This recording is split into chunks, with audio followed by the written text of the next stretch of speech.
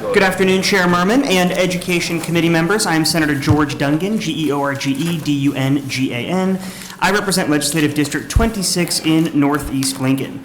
Today, I'm introducing LB411, which expands grants for teacher recruitment and retention payments under the Nebraska Teacher Recruitment and Retention Act. Beginning in July 1st of 2025, the department shall automatically provide a retention grant to eligible teachers. Currently, under the way the law is written, educators must apply for this grant. This legislation would alter that to make them automatically eligible to receive the grant under the bill. This is information the Department of Education currently has, and it removes unnecessary red tape. We also made another logistical change that directs the department to award the funds to the school district instead of directly to individual educators. Currently, the department has to send 1099 tax forms to every teacher that receives the grant. This is an unnecessary burden for teachers and the department. Other than the high needs portion of this, which I'll get to later in just a second, these grants will be awarded annually. The department will decide when they send these, but it's our intent that they be awarded every October or sometime before the holiday season. Long story short, this bill allows for a bonus every single year for teachers based on how long they've been in the profession. Currently, the first through the sixth year is $2,500. This then expands that program so that the 7th through the 15th year, a teacher would receive a bonus of $3,000, and the 16th year and beyond, they receive $4,000. In addition to that, this expands or continues the language that was already in there about a high needs retention grant of $5,000 for special certifications such as special education, mathematics, science, technology, or dual credit. Regarding the high needs retention portion of the bill, on page 3, line 27, subsection B, it reads, quote, "A teacher shall only be eligible to receive one high needs retention grant." The original fiscal note, I think, mistakenly accounted for everybody who is eligible or has one of those certifications receiving a high needs retention grant, as opposed to only the ones in the future who haven't received it. We spoke with fiscal, we got a new fiscal note, that's what I've handed out to you. It did significantly reduce the cost. I understand it's still a relatively high number, but we went down from, I think, about $137 million to about $96 million on that. So that is a significant reduction based on that unintentional miscalculation on the high needs retention grant. Given the fiscal health of our current legislature, the price tag is obviously going to cause a lot of hesitation. Investing in areas that create long-term returns on investment is essential. Those who educate future generations should be at the forefront of our investment, and investing in teachers is a direct investment in our state's future. Once I finish, you're going to be able to hear from educators, administrators, and parents, and others who will emphasize the positive impact that this would have on their careers. Like any profession, longevity is essential for maintaining high quality. I can't think of many professions that need to retain a high-quality workforce more than our educators.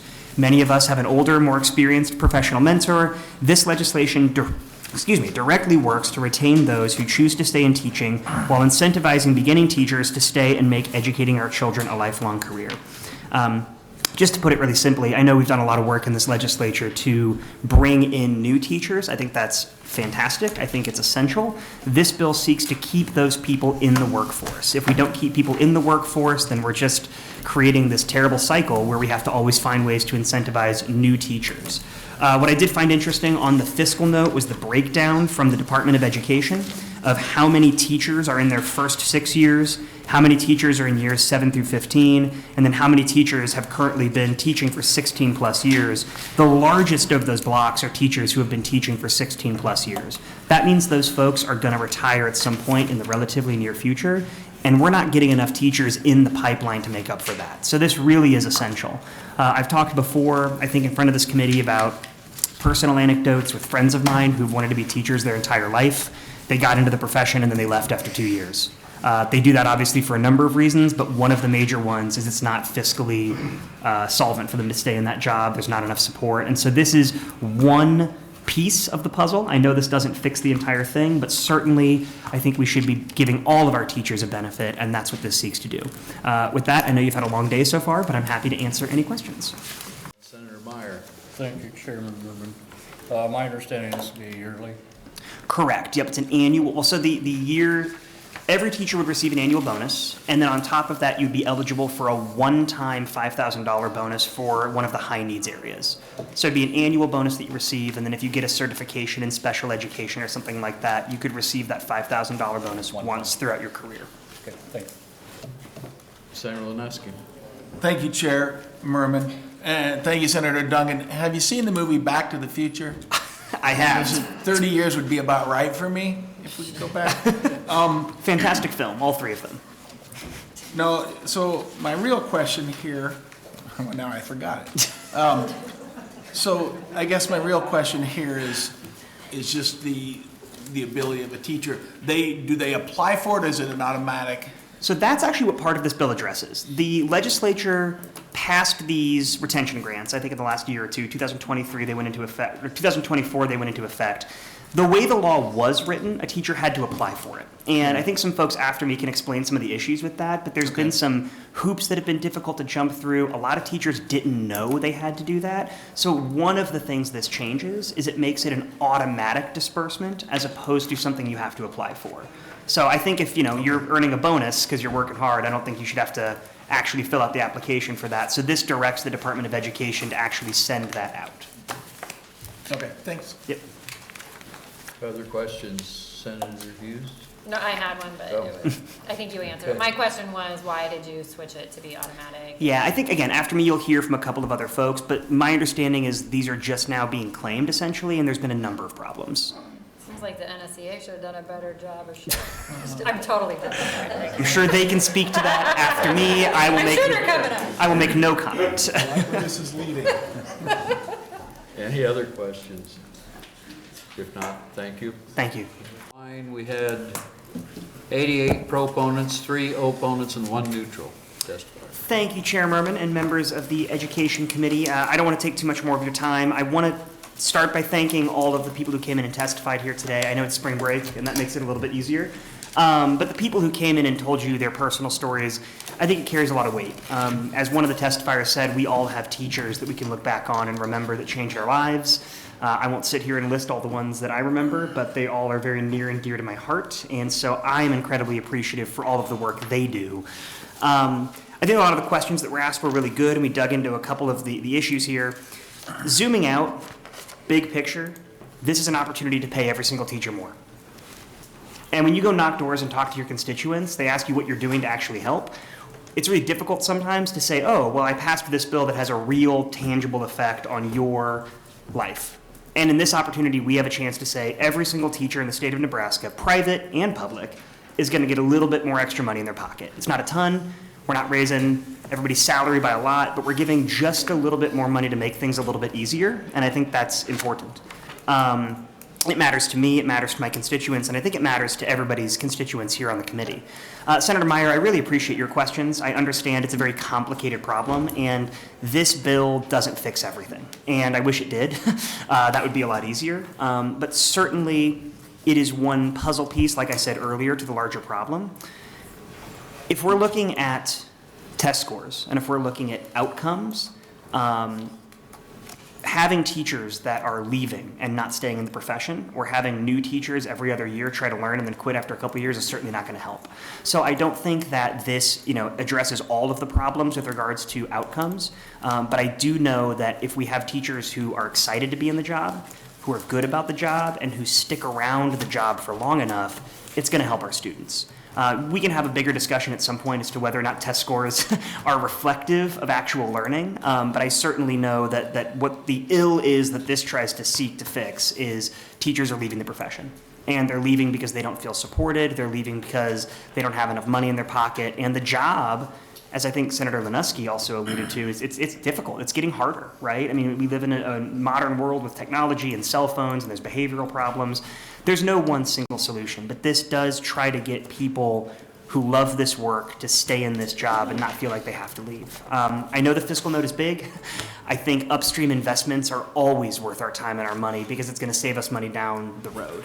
Happy to have conversations with the committee offline. We can talk a little bit more about the fiscal note and kind of where we're going to go from here, but certainly an investment in our teachers is an investment in Nebraska. And I would note, Governor Pillen talks often about how the one thing he wants to do is pay teachers more money. And that's literally what this bill seeks to do. So I do think it's an important step forward, and we can continue having this conversation, but we got to do something. With that, happy to answer any questions. Thank you. Any questions for Senator Dungan, Senator Linusky? Thank you, Chair Merman. Thank you, Senator Dungan, for being here and for being patient and for bringing this bill. maybe one aspect of this, and I have 5 children, all with higher education. Just thankfully, I'm older than Mr. Welsh. One of the things I guess I'd like to see it tied to is student loan repayment. So if a person's getting a bonus, maybe this becomes their student loan repayment, and they're still in effect making the money, but it just maybe ties it to taking care of another problem. I don't know if that's possible. I don't know what it looks like, but. Yeah, if I could respond to that briefly. So I had a bill before this committee earlier this year that dealt with forgivable loans for special education teachers. That kind of tries to seek to help that problem.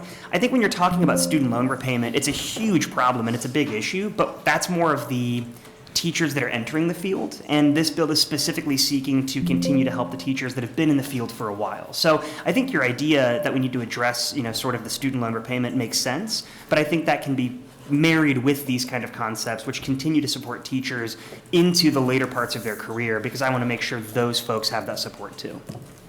Well, and I guess, so if we're giving them a bonus and they have a student loan because of their master's degree or non-traditional student that went later in life, and that we help them address that problem before we just say, here's a bonus, go buy steak or something. Well, I'm definitely happy to continue to look at other ideas. Yeah. I just think that We could talk about it. and you and I can keep talking about that, and I appreciate your interest in doing something. I just think it's important that we get something done sooner than later, because this is an issue we're going to keep hearing from teachers if we don't address it sooner than later. Thank you. Yep. Any other questions? I would just like to ask a question too about pay based on performance. I'm, all for paying teachers well, paying teachers better, but if there was some way that we could have some bonuses or extra pay performance-based, and I know it's not easy to do because you can't go totally by test scores, or if you did, you'd have to start at different levels, of course, according to the demographics and so forth. But if we could figure out a way to pay more performance-based, it would be easier to get me really excited about it, actually. Well, and just to respond to that, I know this came up a little bit with Senator Meyer. I understand how on the face of it that can sometimes sound like an idea that makes sense or a good idea, but what we know is that from, decades of studies, kind of what you alluded to, these test scores are oftentimes not indicative of the amount to which students are learning, nor are they necessarily indicative of future outcomes. So you can have students who score poorly on tests who later on excel in life in whatever career they choose, and vice versa. You can have students who score really highly on tests who are unsuccessful in certain career fields. I think a couple of the testifiers did a fantastic job of talking about some of the other factors which again you kind of mentioned, that go into test scores, whether that's language learning or various other special needs individuals might have. There's also, unfortunately, a lot of societal factors. I mean, if you're not eating food at home because you don't have enough money to make ends meet, it's a little bit hard to do well on test scores. There's things like undiagnosed ADHD. So I think that's my only hesitation, is I want to make sure that we're not tying a teacher's pay to frankly, a test score that's not indicative of learning. And so I think, we can continue to have conversations about ways to think outside the box to make sure that all of our students are succeeding and our schools are excelling. But I do think that reducing the amount of stress and burnout that teachers feel because they're scared that maybe the test scores won't reflect the effort they're putting in, and instead saying to teachers, we support you, we know you're doing a good job, let us help you with the other things that we can do as a state to try to raise those test scores as well. So happy to continue having those conversations, but I just am very nervous to tie it to anything that is not actually indicative of learning or effort. Thank you. Any other questions? If not, thanks for bringing the bill. And that'll close the hearing on LB411. And we will open the hearing